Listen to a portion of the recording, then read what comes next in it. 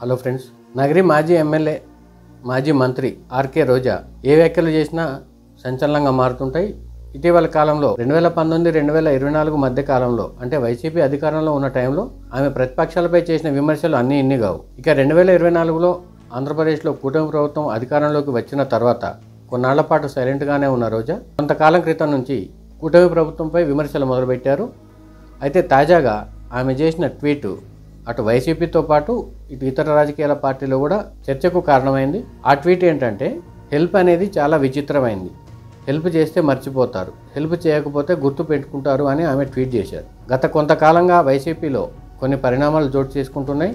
నగరిలో ఆమె ప్రాధాన్యాన్ని తగ్గిస్తూ వైసీపీ నియోజకవర్గ ఇన్ఛార్జిగా గాలి జగదీష్ను నియమించేందుకు పార్టీ సిద్ధమవుతుందనే చర్చ జరుగుతున్న నేపథ్యంలో ఆర్కే రోజా ఇలాంటి ట్వీట్ చేయడం అనేది చర్చనీయాంశంగా మారింది.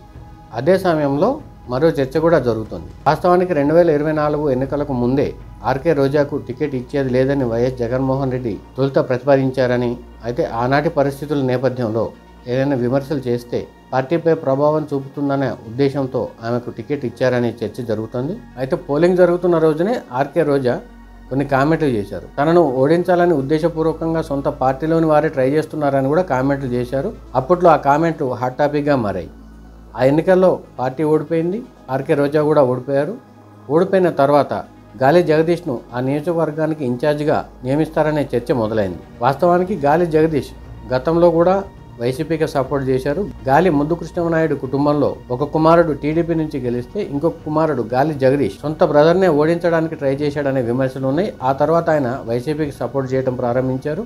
ఈ నేపథ్యంలో తన ప్రాధాన్యాన్ని తగ్గించేశారు అనే సంకేతాలు రోజాకు వచ్చాయని, అందుకే ఇలాంటి ట్వీట్ చేశారనే చర్చ కూడా పార్టీలో నడుస్తుంది. అయితే క్యాజువల్గా రోజా ఈ ట్వీట్ చేశారా, పార్టీ పరంగా తీసుకునే నిర్ణయాలకు సంబంధించి ఏమైనా సంకేతాలు అందిన తర్వాత ఈ ట్వీట్ చేశారా అనేది రానున్న కాలంలో తేలాల్సి ఉంది.